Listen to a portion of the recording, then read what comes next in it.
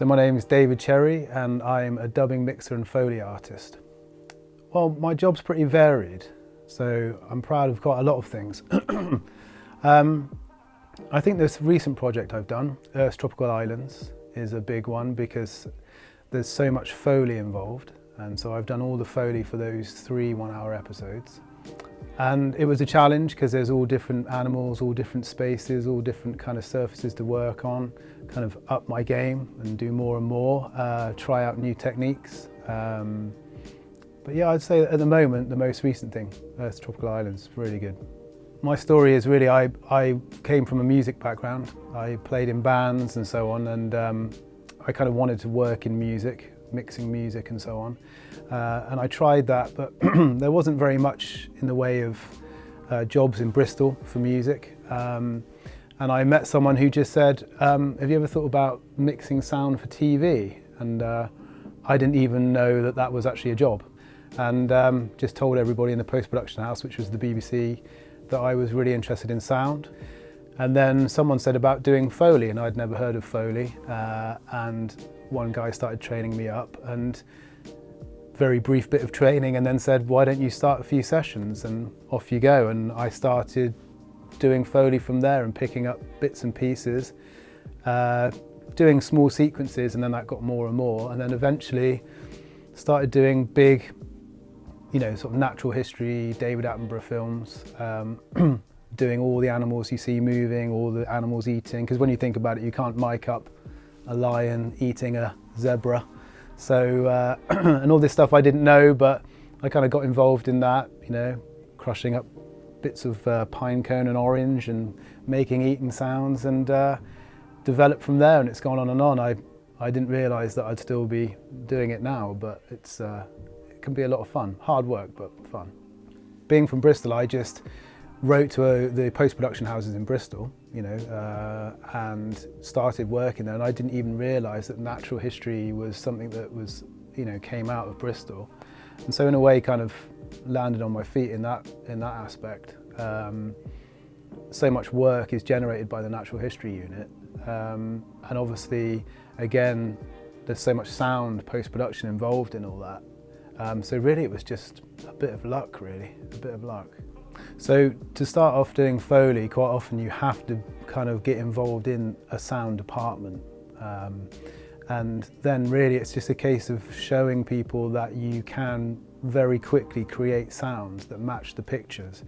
Because one thing about doing Foley is that obviously you only get 2 days, say, for example, to do a 60-minute natural history program, and you've got to cover everything within that program. So when you think about it, that's a lot to get done. So you have to be quick, so you have to have kind of an idea, a bank of sounds in your head, some go-to props. I quite often have a little go-to thing of gardening gloves for wings. I have an old Hawaiian grass skirt that I use for grass waving in the wind. So it's sort of building up a sort of bank of sounds in your mind, some go-to props that you can use that will fit straight away. Because when you're doing Foleys, you don't have time. I think lots of people think that you have a Foley session and you have a sequence of, say, an animal eating something, that you can try out loads of different ideas and spend hours doing it. Literally, you have to think of those things in the moment, So I think just creating a little bank of sounds that you can go in somewhere and go, look, I can do these 4 things very quickly, these 4 sounds very quickly, and do them well.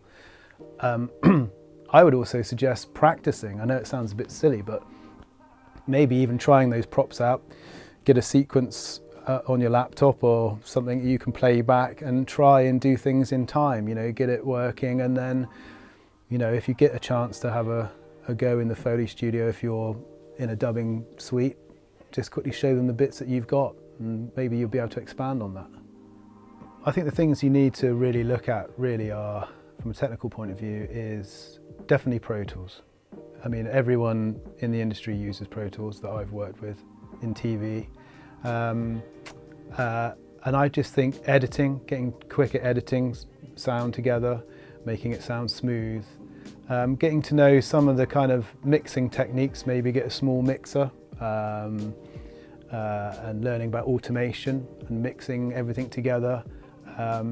doesn't have to be a huge thing. I think people feel that you've got to put 100 tracks in to blow someone away.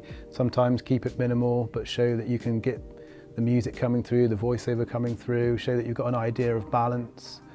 So that even applies if you come from a musical background, which I sort of did, you know, understanding that mixing a song is sort of fairly similar to mixing a TV program. You've got to get certain things to cut through and at certain points. But definitely getting to know Pro Tools, I think, is a key thing. Well, it is very tricky to get into it, and I would say that most of the people that I work with now, who are now dubbing mixers and editors and so on, have all pretty much come from running. So just writing into people and going in there, being a friendly face, being keen, and getting on with everybody in the post-production department and just saying, can I sit in with the mixers? Can I just join you for a bit and see what's going on? And eventually, slowly but surely, they might give you a little bit to do, and then that will get bigger and bigger, and then eventually they'll give you a sequence to do, and then they might give you half a film to do, and then you'll be away. But I think running, people are always a bit kind of, oh, I don't really want to make, I've just done a degree, I don't want to go and make tea. If you just go in there and do that for a few months and get on with everybody, you've got a really good chance of ending up getting to the place you want to be. That's how I did it.